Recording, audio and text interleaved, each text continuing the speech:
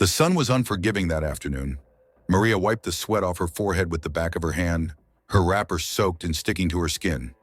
She looked down at her twins, Daniel and Daniela, who sat on the dusty floor outside their tiny room, playing with sticks and stones. Their laughter was soft but thin, like the laughter of children who didn't know what a real meal felt like anymore. Maria's heart twisted painfully. It had been 2 days since they had anything solid to eat. The landlord had already banged the door that morning, shouting about unpaid rent. Maria looked at the old loan papers lying on the broken wooden table. 5 different banks, 3 local moneylenders. All her debts, all her shame. But none of it mattered. The only thing that mattered was Daniel and Daniela. They had dreams, and Maria had made a silent vow the day they were born. Her children would never live the life she had lived. "Just a little more, my babies," she whispered, her voice cracking. "Mama will make it right." Maria tied her faded scarf tighter and walked out into the burning afternoon, heading to the village's tiny market square. She didn't know what she would find there. Maybe a cleaning job, maybe someone who would pay her to wash clothes, maybe a miracle. As she walked, every step felt heavier than the last. People she knew looked away when they saw her coming. Some crossed the street. No one liked to be reminded of the face of failure. She reached Mrs. Benson's food stall and stood quietly by the side, waiting. Mrs. Benson noticed her and waved her closer. "You again?" Mrs. Benson said, frowning. "Maria, I told you last week. No credit. Business is bad." Maria nodded quickly. "Please, not food. I'm looking for work. Anything, Ma. Cleaning, carrying loads, anything." Mrs. Benson stared at her for a long time. Then she sighed and pointed at the back of her stall. "Go clean the backyard. 10 naira for 2 hours. Take it or leave it." Maria smiled, tears filling her eyes. "Thank you, Mom. Thank you." She rushed to the back, grabbed a broken broom, and started sweeping. Her fingers, already raw from washing and scrubbing, bled against the rough wood. But she didn't stop. She couldn't afford to stop. Later that evening, Maria walked back home, her slippers scraping the dirt road. She carried a tiny bag of Gary and a sachet of water, all she could afford with the little she earned. The twins rushed to her as soon as they saw her. Their small faces lit up. "Mama, Mama, are we eating today?" Daniel asked, his eyes wide with hope. Maria knelt down and hugged them tight. "Yes, my loves, today we feast," she said, laughing through the tears burning in her eyes. They ate together, sitting on the floor, dipping their hands into a small bowl of watery Gary, laughing and talking like it was a royal banquet. That night, after putting them to sleep, Maria sat alone, staring at the stars through the holes in the roof. She pulled out an old photo, her dream, their dream, Daniel and Daniela wearing graduation caps, standing tall, proud, successful. She would make it happen, even if it killed her. The next morning, Maria walked into the small community microfinance bank. The manager barely looked up when she entered. "I need a loan," Maria said, her voice firm but polite. The manager chuckled. "You again? What do you even have for collateral this time? Your broken slippers?" There was laughter from the staff behind the counters. Maria's cheeks burned, but she stood tall. "I have nothing but my word, and my children. I need to pay their school fees. They must continue." The manager leaned back lazily in his chair. "Madam, words don't pay debt." "But," he smirked, "I can approve it. High interest, very high. You agree?" Maria swallowed hard. It was a trap. She knew it. But what choice did she have? "I agree," she whispered. He stamped the papers and shoved them at her. "Next." Maria clutched the money to her chest as she left, her hands shaking. She had just signed away her future, but for Daniel and Daniela, she would sign it again and again if she had to. When she reached home, she hugged her children and smiled brightly. "Get ready," she said. "You're going back to school." Their cheers filled the small, broken room like music. It was the sweetest sound she had heard in years. But somewhere deep inside, a small voice whispered, "At what cost, Maria? At what cost?" Maria watched her twins walk to school the next morning, their tiny backpacks swinging with each step. Their uniforms were secondhand, the shoes were too big, and the lunch boxes carried nothing but water and dry biscuits. But still, they looked proud. like little kings and queens. Maria stood at the door, her hands clasped together tightly, whispering prayers under her breath. Please, God, just let them make it. Let them reach where I never could. Days turned into weeks. Weeks turned into months. Maria worked like a machine. She washed clothes, scrubbed floors, carried loads in the market, cleaned gutters, anything that paid even a few coins. Her back hurt, her knees ached, and her fingers cracked open. But she didn't stop. Every evening, she would wait at the dusty crossroads near the school gate to pick Daniel and Daniela up. Watching them come running toward her, books in hand, smiles wide, was the medicine that kept her alive. "Mama, I scored 85 inches," Daniel would shout. "I got 90. Daniela would laugh. Maria would spin them both around, laughing, forgetting for a moment that her stomach was empty, that another debt payment was waiting, that the landlord was threatening to throw them out. They didn't know the sacrifices she made. They didn't see her crying in the kitchen when the light bulb exploded because she couldn't pay the electricity bill. They didn't see her skipping meals to save coins for their textbooks. And that's how she wanted it. Children should laugh, not worry. But life wasn't gentle. The interest on her loans grew faster than weeds after rain. Every month, the bank sent warning letters. Every month, the loan sharks sent dirty men to bang her door and threaten her. "You think you're smart, eh? We will take everything," they would shout. Maria would bow and beg, holding her children behind her.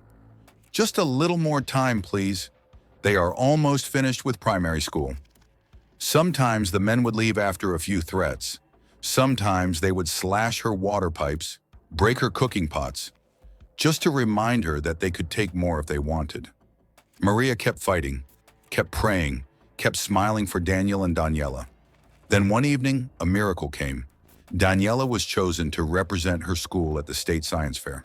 She had built a tiny model of a hospital using carton boxes and plastic bottles. Daniel had helped her paint it.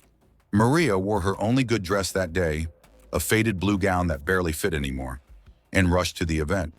She stood at the back of the crowded hall, watching her daughter stand tall on the stage, speaking confidently into the microphone. "I want to be a doctor one day," Daniela said, her voice firm, "because my mother taught me that dreams are worth fighting for." The hall erupted in applause. Maria pressed her hand over her mouth to stop the sobs. She wasn't supposed to cry here. This was Daniela's moment. When the event ended, Daniela came running into her arms, clutching a small gold-colored trophy. "I won, Mama!" she screamed. "I won first place!" Maria fell to her knees right there in the parking lot, hugging her daughter tight. "You made me the happiest woman alive," she whispered. That night, the tiny house was filled with celebration. They shared one loaf of bread and a bottle of soda, a feast by their standards. And Maria sat up late into the night, sewing old cloth pieces into new school bags for the twins. "They will make it," she whispered to the stars outside. "Even if it kills me, they will make it." But for every smile, there was a shadow. For every victory, a bigger sacrifice waited. The school fees for secondary school were triple what they used to pay. Maria stared at the admission letters with shaking hands. Tears blurred the words. "Congratulations, you have been accepted." She needed a bigger loan. The next morning, Maria put on her best scarf and walked to the local community center. There was a new program offering education loans to desperate families. The terms were cruel. The interest rate was a nightmare. The fine print screamed of hidden fees and penalties. But Maria didn't blink. She signed every paper they pushed in front of her. She signed away her health, her peace, her future, everything, all for Daniel and Daniela. As she walked home that day, the sky turned dark with rain clouds. The first drops hit the ground like tiny drums. Maria smiled and tilted her face up to the sky. She was drowning in debt, sinking without a life jacket. But for her twins, she would swim, she would bleed, she would die smiling if she had to. That night, Maria sat in the corner of their tiny room, holding the loan papers in one hand and her twins' school admission letters in the other. The rain hammered the zinc roof above them, and water leaked through the cracks, soaking the floor. But in Maria's heart, there was only one voice speaking loud and clear. "They will not live my life. They will not suffer my fate." And with that, she smiled. a fierce, broken warrior's smile, and whispered to the sleeping twins, "Go and conquer the world, my babies. Mama will handle the storms." The years rolled by like tired old carts on a broken road. Daniel and Daniela had grown into smart, strong teenagers, full of dreams and energy. Maria watched them from the cracked window every morning as they walked to school in their slightly torn uniforms, heads held high, carrying hope like invisible crowns. But behind that proud smile on her face, Maria was crumbling. The loan sharks were no longer sending polite warnings. Now they sent men with sticks. Now they came banging the door in the middle of the night. Now they whispered ugly threats she couldn't even repeat to herself. Maria started sleeping with one eye open. Every knock at the door made her heart jump to her throat. Every unfamiliar face in the market made her legs weak. Still, she smiled at Daniel and Daniela every morning. Still, she sent them to school with coins hidden in their socks. Still, she whispered prayers over their heads as they left. "God, protect my children," she said every day, even when she barely had strength to stand. Then came the biggest news of all. Daniel and Daniela had both passed the national exams. They had been offered admission into the best medical university in the country. Maria cried on her knees for hours when she received the letters. Tears soaked the dirt floor of their small room. Tears of pride. Tears of terror. How would she pay for medical school?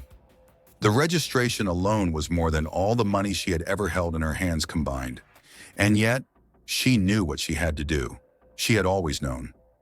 The next morning, Maria put on her cleanest dress, the same blue gown now patched at the sides, and walked into the big city bank, the one with shiny glass doors that reflected her tired face back at her like a cruel mirror. The loan officer barely looked at her before laughing. "Madam, you want a student loan? For twins? Do you even have a salary slip?" Maria swallowed her shame. "I have nothing. Only the future of my children." The man laughed again. "No collateral, no land, no car. How will you pay us back?" "I will pay," Maria said, her voice like iron. "Even if I have to sell my blood." The man leaned back, shaking his head. Desperation smells stronger than perfume. But he handed her the papers anyway. High interest, unforgiving conditions.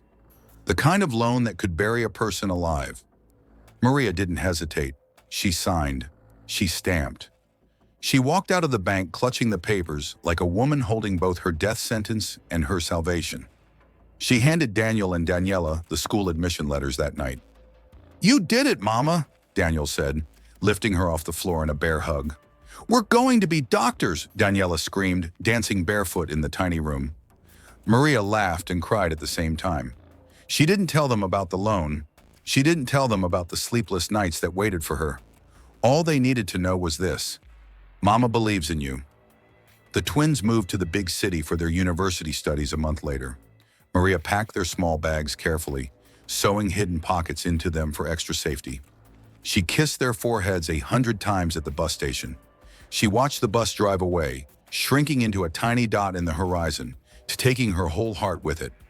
Then she walked home alone. The silence in the small house was deafening without them. The walls, once echoing with laughter, now creaked and groaned in loneliness. Maria threw herself into work even harder. She washed more clothes. She cleaned more gutters. She even started working nights at a local restaurant, scrubbing greasy pots until her fingers bled. She missed their voices. She missed their hugs. But whenever she closed her eyes and saw Daniel and Daniela in white coats, saving lives, she pushed the pain deeper into her heart. The calls came less and less. At first, every weekend, a cheerful update. "Mama, I passed my anatomy test." "Mama, I helped in a real surgery today." Then every 2 weeks, then once a month, then silence. Maria told herself they were just busy. Medical school was hard. They needed to focus. But sometimes late at night, sitting by the broken window with only the sound of rats scratching in the corners, Maria would clutch the small button phone in her hand and whisper, "Just call me, my babies. Just one call." She didn't realize that life was pulling them further and further away, not just from home, but from her. Still, she paid every bill. She sent every fee on time, even when it meant skipping meals for days, even when it meant selling the few pots and pans left in the house. She became a ghost in her own life, a silent soldier in a war nobody else could see. Maria's health started to crumble. Her vision blurred sometimes when she worked under the sun. Her joints ached so badly that some nights she couldn't lie flat, but she smiled whenever someone asked about her children. "They are in medical school," she would say proudly. "They will be doctors soon." Nobody knew that the proud mother in the dusty blue gown was drowning in pain, debt, and loneliness. Nobody saw her. Nobody cared. But Maria didn't need the world to see. She only needed Daniel and Daniela to succeed, and deep down she believed one thing, like it was the only truth left inside her battered heart. When they graduate, they will remember. She believed it. She needed to believe it, because hope was the only thing she had left. The day finally came. Maria woke up before the rooster crowed. She couldn't sleep all night anyway. Her heart had been dancing between joy and fear. Today, Daniel and Daniela were graduating. Doctors, real doctors. Her babies, once playing in the dust with broken sticks, were now going to wear white coats and receive certificates that would open the gates of heaven itself. Maria wore her best outfit, the same patch blue gown that had witnessed every prayer, every sacrifice. She washed it carefully by hand the night before, pressing it under a heavy stone to dry, ironing it with a hot pot because she couldn't afford a real iron. When she looked at herself in the cracked mirror, she smiled. She didn't see the wrinkles, the tired eyes, the hands rough from endless work. She saw pride. At the graduation hall, the crowd was overwhelming.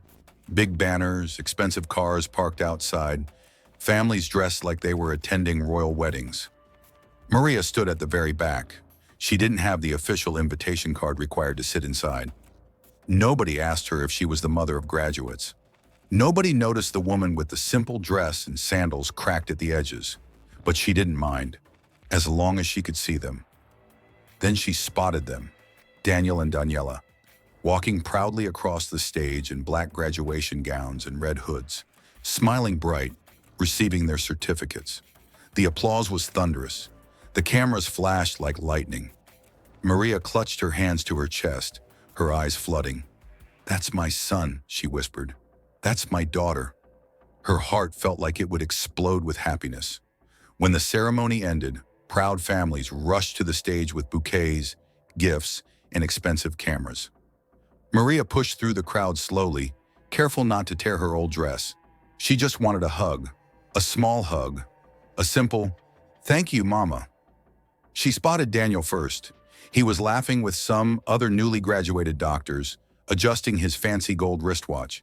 She rushed toward him, her heart pounding. "Daniel!" she called, waving her hand. He turned. For a moment, their eyes met. For a moment, Maria saw the little boy who used to run into her arms after school. Then, he looked away.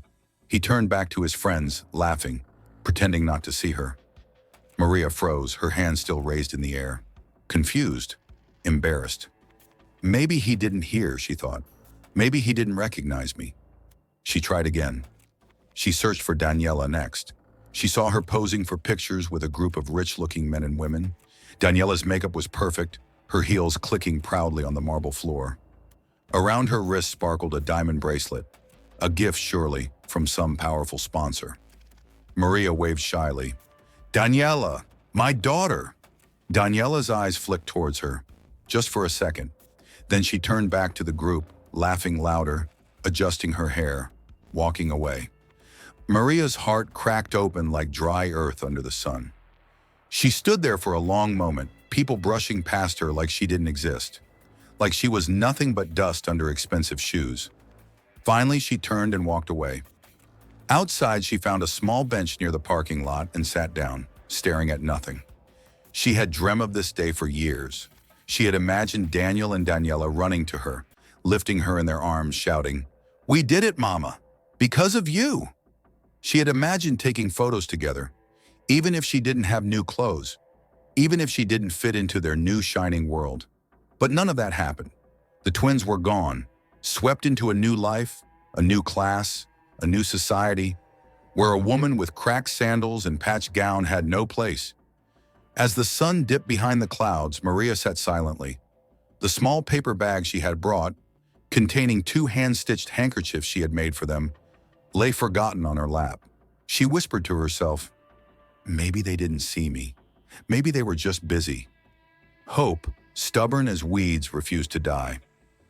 That night, Maria walked home in the dark. No taxi driver bothered to stop for her. She wasn't dressed like someone who could pay. At home, she boiled water to make a small pot of rice. She placed 2 extra plates on the table out of habit, one for Daniel, one for Daniela. She waited and waited and waited, but the door never opened. The plates stayed full. The rice grew cold. Maria sat by the window, staring at the moon. Tears slid down her cheeks silently. I raised you," she thought. "I bled for you. I gave up my life for you. And today, you forgot me." She didn't blame them. Not yet. Not fully. She made excuses in her mind. They are young. They are excited. They are overwhelmed. But deep down, a crack had started inside her heart. A crack she couldn't ignore. A crack that whispered in the dead silence of the night, "You are not part of their world anymore." Still, Maria waited. Days passed. Weeks. No calls. No visits. No letters. Only silence. Heavy, cruel, endless silence. And Maria, once the strongest, fiercest mother in the village, felt herself slowly folding inward, like a flower closing against a cold, merciless wind. Maria's days became longer than ever. The small house felt even smaller now. The walls, once filled with laughter, now echoed with silence. Every morning, Maria sat by the door, waiting. Every evening, she sat by the window, hoping. Sometimes, when she couldn't bear it anymore, she would walk to the bus stop just to pretend she was meeting someone. Just to imagine, even for a second, that Daniel or Daniela would jump out from a car, shout, "Mama!" and run into her arms. But the buses came and went, and Maria walked home alone every time. The landlord came again, knocking hard. "Your rent is due," he shouted through the door. "I have rich people waiting for this room. If you don't pay by next week, pack out." Maria nodded, clutching the door. Where would she go? The loans had eaten everything. There was nothing left. Not even enough to buy bread some days. Her health kept getting worse. The headaches were like hammers pounding her skull. The joint pains felt like nails driven into her knees. Sometimes she would pass out for a few minutes while sweeping or washing clothes, but she told no one. Who would listen? Who would care? One rainy evening, while she was dragging herself back from the market with 2 small plastic bags of food, Maria slipped on the muddy road. She landed hard, twisting her ankle. The pain shot through her like fire. She cried out, but nobody stopped to help. She sat there soaked in rain and mud, shivering, her hands clutching the torn bags. A tomato rolled out and floated down the street with the dirty water. Maria just stared at it, numb. It started raining harder. The sky roared with thunder. Maria looked up, tears mixing with rain. "God," she whispered, "was it all for nothing?" When she finally dragged herself home, her ankle swelling badly, she sat on the floor and stared at the empty wall. The little button phone lay silent. No messages, no missed calls. She opened it anyway and scrolled through old text messages. The last one from Daniel was 6 months ago. "Thanks, Mama." No heart emoji, no "I love you." Just a cold, polite thank you. The last one from Daniela was even older. "Busy now, Mama. Talk later." Later never came. Maria closed the phone and pressed it to her heart. She didn't cry. She was past tears now. Only emptiness remained. She thought about visiting them. Just one visit. Just to see their faces. Maybe they had forgotten because life was too fast. Maybe they needed a reminder of where they came from. She found an old envelope in the corner of her cupboard. The one where she had carefully saved their new work addresses, written proudly after they graduated. Daniel worked in a private hospital now. Daniela had joined a big international health organization. Both of them were doctors, respected, admired, paid well. Maria folded the paper carefully, put on her old blue gown again, and set off early the next morning. She reached Daniel's hospital first. The building was so tall it touched the sky. Shiny floors, glass walls, guards at the entrance. Maria stepped toward the security gate, her hands shaking. The guard looked her up and down and frowned. "Where are you going, Mama?" he asked roughly. "I'm here to see Dr. Daniel. He's my son," Maria said, smiling shyly. The guard laughed, a short, cruel laugh. "Your son? Madam, this is not a market. Doctors don't meet people on the street." Maria's smile faded. "Please, just tell him Maria is here." The guard shook his head. "Wait there," he barked. He spoke into a walkie-talkie, then turned back to her after a few minutes. "Dr. Daniel says he's busy. No visitors. You can leave." Maria stood frozen. She tried again. "Please, just 1 minute. I came from very far." The guard crossed his arms. "If you don't leave, I'll call police." Maria backed away slowly, heart shattering piece by piece. Outside, she sat on the hospital steps for a long time. Maybe Daniela would be different. Maybe her daughter would understand. Maria limped to the International Health Office across town. It took hours with her swollen ankle and torn slippers, but she didn't care. When she arrived, a receptionist behind a glass counter raised an eyebrow at her. "I'm here to see Dr. Daniela," Maria said, her voice barely a whisper. The woman scanned Maria's clothes, her tired face, her muddy slippers. "No appointments without booking," the receptionist said sharply. "Please," Maria begged, hands trembling. "Just tell her. Her mother is here." The woman sighed and picked up the phone. She spoke quietly, nodded, then looked back at Maria. "Dr. Daniela says she's not available. Please leave your message." Maria's body sagged. She held onto the counter for balance. "My message," she whispered. The receptionist didn't even look up. "Yes, your message." Maria stood there for a moment, then said softly, "Tell her, Mama still loves her." And with that, she turned around and walked back into the heat and dust of the street. Her slippers tore completely halfway home. Her ankle throbbed with every step. Her heart was no longer breaking. It was simply empty. When she finally reached her small room, she dropped onto the cold floor. The world spun around her. Her chest ached, her vision blurred. She realized something, a terrible, aching truth. She had given everything for them, and now she had nothing left, not even their love. She closed her eyes, whispering into the darkness. Was I just a bridge they crossed to reach their dreams? And once they crossed, was I forgotten forever? The rain started again outside, soft at first, then louder. It drummed on the broken zinc roof like a cruel reminder that the world keeps moving, whether hearts are broken or not. Maria lay there still, silent, invisible. And this time, she didn't wait for a call.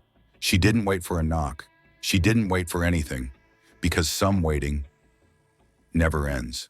Weeks passed. The room stayed silent. The button phone stayed silent. Maria no longer waited by the window. She no longer checked the phone. She no longer counted the days. Something inside her had quietly shut down, not out of anger, not out of hate, but from a kind of exhaustion only broken hearts understand. She still worked when she could. She still smiled at the neighbors. But inside, Maria had become a shadow, a whisper of the woman who once fought the whole world for her children. Then one morning, something strange happened. The landlord came knocking again, but this time his voice was softer. "Madam Maria, you have visitors," he said, scratching his head awkwardly. "Visitors?" Maria pulled her old scarf around her shoulders and limped to the door. There, standing awkwardly in the dusty courtyard, were Daniel and Daniela, both dressed in clean, expensive clothes. Daniel wore designer sunglasses pushed up onto his forehead. Daniela held a new handbag that probably cost more than Maria had ever owned in her whole life. For a moment, Maria just stared. She didn't run to them. She didn't smile. She simply waited. Daniel cleared his throat. Mama, we came to see you." Maria nodded slowly. She stepped aside and let them in. Inside, they looked uncomfortable, their eyes darting around the tiny broken room, the cracks in the walls, the leaking ceiling, the old pots and pans barely holding together. Daniela shifted on her feet, looking at the ground. Daniel finally spoke. "We've been busy, Mama. Work is a lot. Traveling, meetings. You know?" Maria just nodded again. No anger, no excitement, just a quiet acceptance. There was an awkward silence. The twins looked at each other nervously. Clearly, this was not the homecoming they had imagined. Finally, Daniela pulled out an envelope and placed it on the table. "Mama, this is for you. Some money. For your rent. Food. Whatever you need." Maria stared at the envelope but didn't touch it. They had come with money, not hugs, not apologies, not love. Just money, like throwing coins at a beggar in the street. Still, she thanked them softly, because Maria's dignity was bigger than her pain. Daniel adjusted his sunglasses and checked his expensive watch. "We can't stay long, Mama. We have a flight later tonight. Business trip." Maria nodded one last time. "I understand," she said, her voice calm, almost too calm. As they turned to leave, Daniela hesitated at the door. For a moment, something flickered across her face. Guilt, maybe regret. But it passed quickly. They walked out into the blinding afternoon sun without looking back. Maria stood at the doorway, the envelope of money still untouched on the table behind her. She watched them climb into a shiny black car and speed away. Out of the dusty street, out of her small life, out of her reach for good. Maria closed the door gently and sat down. She didn't cry. She didn't scream. Instead, she pulled a small wooden box from under the bed. Inside were old photographs, Daniel and Daniela as babies, sleeping on her chest. Their first day at primary school, missing teeth but full of dreams. Their science fair trophy day, her proudest moment. Maria smiled at the memories. Then she picked up a pen and an old notebook. For the first time in many years, she started writing. Slowly, carefully, in her best handwriting. "Dear Daniel and Daniela, I am proud of you. I always have been. I fought for you when the world said you were too small to matter. I carried your dreams when my own body gave up. I bled, I cried, I broke, but I never stopped believing in you. Even when you forgot me, I remembered you. Even when you walked away, I prayed for you. Even when I became nothing in your eyes, you stayed everything in mine. If you ever wonder where you came from, remember this. You came from sacrifice. You came from love. You came from a woman who gave you everything and asked for nothing in return. Love always, Mama." She closed the notebook carefully and placed it back in the box. The sun was setting outside, painting the sky in soft oranges and golds. Maria sat by the window, smiling at the beautiful colors. Her body was tired, her heart was tired, but her soul was free. She had done her part. She had given them wings. Whether they remembered her or not, it didn't change who she was. Maria, the warrior. Maria, the mother. Maria, the bridge that carried dreams across rivers of pain. And now in the fading light, she finally allowed herself to rest. Because some love stories are not about being remembered. Some love stories are about giving everything you have and letting go without regret.